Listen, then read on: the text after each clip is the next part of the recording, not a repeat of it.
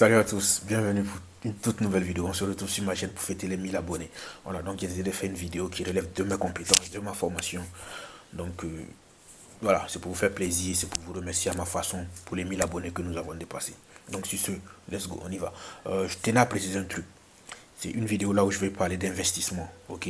Pour des étudiants qui n'ont zéro revenu et qui veulent entreprendre, qui va avoir un revenu complémentaire de gauche à droite. Donc les investissements dont je vais parler, il n'y a aucun qui est supérieur à aucun.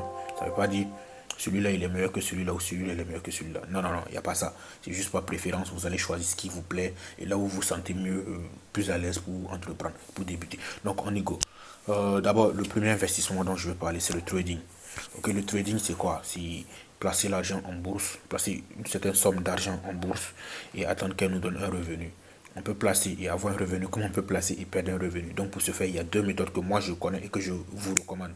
Voilà, il y a tout d'abord voir un trader, voilà, voir un trader local dans le quartier ou voilà, voir un vrai trader à qui vous remettrez une somme d'argent et vous lui demanderez de placer pour vous et vous voulez récupérer cet argent-là à une date donnée. Voilà, ce trader-là, il va vous garantir l'assurance de votre argent et l'intérêt. Donc, si vous passez par son intermédiaire, vous aurez votre argent que vous avez investi parce qu'il va vous assurer ça. Il va vous assurer que vous ne perdez pas votre argent et il va vous remettre avec l'intérêt que votre argent aura généré. Et l'intérêt sera proportionnel à la somme que vous aurez misée. Voilà, donc il y a le trading. La deuxième option, vous pouvez soit vous former et vous-même devenir trader sur l'état. Vous vous formez, il y a des gens qui disposent de formation. Voilà. Peu importe le pays dans lequel vous êtes, voilà, vous pouvez trouver des gens qui dispensent des formations en trading et autres. Donc vous pouvez trouver ça facilement. Donc je pense que pour débuter, il n'y a vraiment pas besoin d'avoir un capital fou. Il n'y a vraiment pas besoin d'avoir. Que ce soit par l'une des deux méthodes, il n'y a vraiment pas besoin d'avoir un capital fou, fou, fou. Je me dis qu'avec peut-être, je sais pas, à titre d'exemple, 20 000 francs CFA ou peut-être 30 dollars, 30 euros, vous pouvez débuter. Petit à petit, vous réinvestissez votre argent. Le deuxième investissement, c'est le community management. Le community management, c'est quoi? C'est l'art de vendre ses services, c'est l'art de vendre sa personne à un autre. Voilà. Je peux être community management d'une star, c'est-à-dire tu contactes quelqu'un, une star, un entrepreneur, un directeur, voilà, quelqu'un qui n'a pas la notion des réseaux sociaux, qui ne sait pas comment utiliser à 100%, à 1000% les réseaux sociaux.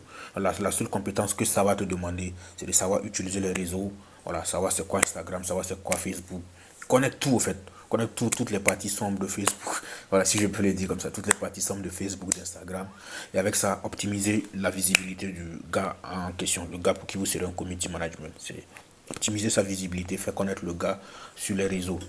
Donc c'est ça un peu le community management. Et vous pouvez commencer, par exemple, si vous voulez démarcher, contacter, vous pouvez contacter plusieurs personnes qui sont soit influentes ou, bon, ou qui sont dans l'anonymat. Il y a beaucoup de directeurs qui sont influents aussi, mais qui ne savent pas maîtriser les réseaux. Vous pouvez les contacter. Ah, moi je propose mes services, voilà, pour gérer vos réseaux sociaux, vous accorder une plus grande visibilité et tout, et tout, et tout, et tout. Voilà, vous pouvez les envoyer des mails, vous faites vous rendre dans leur service, ça ne demande rien peut-être. À la limite, ce que ça va vous demander, c'est juste le transport pour faire les déplacements et aller. Voilà, n'hésitez pas, vous partez vers les gens, vous n'hésitez pas.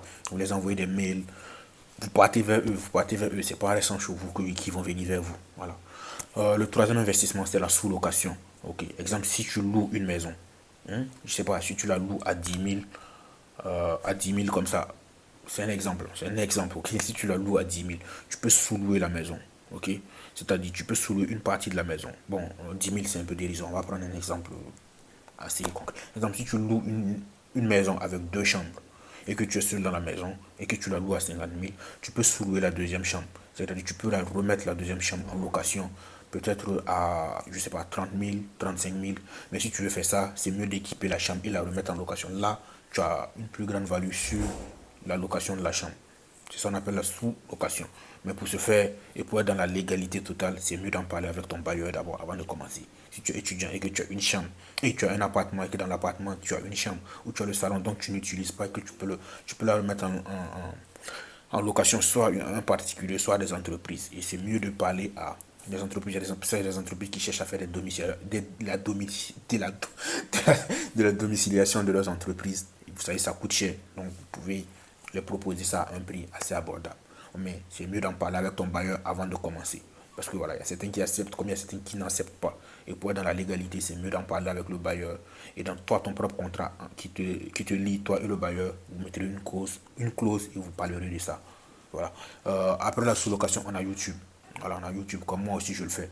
YouTube aussi permet, bon, c'est une sorte de community management, mais j'ai préféré mettre YouTube à côté. YouTube aussi te permettra d'avoir un bon, d'avoir au moins un revenu, ça c'est sûr. C'est pas, parce qu'il y a des gens qui me disent, ouais, YouTube, fallait commencer à 5 ans, il y a 6 ans. Ouais, fallait commencer tôt. Voilà, tout investissement, tant que, et tout projet, tant que tu ne commences pas, tu vas jamais savoir si c'est rentable ou ça ne l'est pas. Voilà, c'est comme ça. Faut juste commencer. Voilà, pour YouTube, si tu veux que ta page YouTube marche, c'est deux conditions que tu dois remplir. À mes yeux, c'est deux conditions que tu dois remplir. La première condition, c'est être à l'aise avec le monde, être à l'aise avec le public, être à l'aise avec, tu vois, c'est-à-dire quand tu sors et que quelqu'un te reconnaît, il veut prendre une photo de toi, si ça ne te dérange vraiment pas, et tu estimes que ça ne te dérange pas et que ça n'apportera aucune atteinte à ta vie, ok, donc tu peux lancer la deuxième étape. Et la deuxième étape, c'est quoi? C'est de trouver un bon buzz qui fera marcher ta chaîne et tu verras en mine de rien. Tu peux commencer ce matin, créer ta chaîne ce matin, avoir ton buzz aujourd'hui et le soir, tu vas voir que tu as déjà pété les 1000 abonnés et les 4000 heures de visionnage. Et déjà, YouTube commence déjà là à te rémunérer. C'est juste ça qu'il faut comprendre.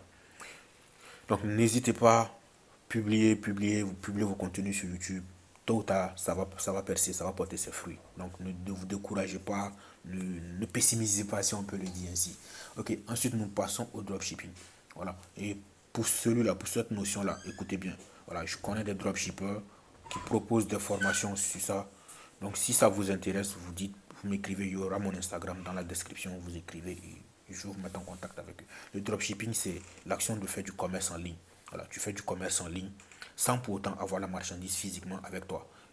Peut-être avec un fournisseur, voilà, les gens passeront les commandes à travers ton site que tu mettras en place. Et la mise en place d'un site web, c'est gratuit. Voilà, il y a des plateformes qui permettent de faire des sites et de les mettre. C'est juste l'hébergement que tu payes. L'hébergement, je crois, c'est 30 dollars. Tu payes un hébergement par mois de 30 dollars. Et avec ça, tu peux directement commencer à avoir ta boutique en ligne. Les gens passeront des commandes sur ta boutique. Et une fois que tu auras les commandes, tu contactes ton fournisseur, tu lui dis, ah, voilà, je veux tel et tel produit. Mais maintenant, est-ce que vous pouvez m'envoyer ces produits sur l'adresse qui est là? Si vous voulez des informations, des notions sur le dropshipping, contactez-moi. Il y a mon Instagram dans la description. Vous me laissez un message, je vous mettrai en contact avec des gens qui proposent une formation sur le dropshipping. Ensuite, nous avons l'intermédiation. Voilà, l'intermédiation, voilà, beaucoup connaissent à peu près une activité d'aide. Bon, en outre, on connaît ça sous le fait d'être un démarcheur. Voilà, tu peux peut-être être un démarcheur dans le commerce des voitures, dans le commerce de produits, fruits, dans plusieurs choses. Voilà, juste tu passes chez l'intermédiaire, tu, voilà, tu essaies de mettre deux, trois personnes en contact et en retour, tu demandes une commission. En retour, tu demandes une commission pour tes prestations de services, tout et tout. Et mine de rien, facilement aussi, tu peux avoir et générer un grand revenu grâce à ça. Voilà, donc c'est des trucs il ne faut pas négliger. Et ensuite, nous allons terminer avec un dernier point que beaucoup négligent parce qu'ils trouvent ça dégradant pour leur niveau d'études ou pour leur. Voilà. Mais c'est vraiment pas dégradant, c'est quelque chose qui peut de un, t'offrir beaucoup de portes, de deux, te mettre en contact avec beaucoup de personnes et de trois, apprendre. Voilà, surtout qu'on ne finit jamais d'apprendre. C'est quoi? C'est tout simplement donner des cours. Voilà, je sais pas, si tu as une licence en mathématiques, tu peux choisir de donner des cours à des lycéens en mathématiques ou en physique ou en français, pourquoi pas. Tout dépend de toi, du domaine dans lequel tu veux donner le cours. Voilà, c'est des trucs ça à ne pas négliger. Et en plus, tu peux toi-même proposer les forfaits que tu veux, soit par heure ou par mois. Donc, c'est vraiment pas à négliger. Il faut vraiment pas négliger ces aspects-là, ces aspects business-là, et il faut investir. Bon, sur ce, pense que la vidéo va s'arrêter là. Je ne veux pas qu'elle soit trop longue. Si la vidéo vous a plu, voilà, n'hésitez pas à liker et à lâcher vos commentaires. N'oubliez pas, mon Instagram, il est dans la description.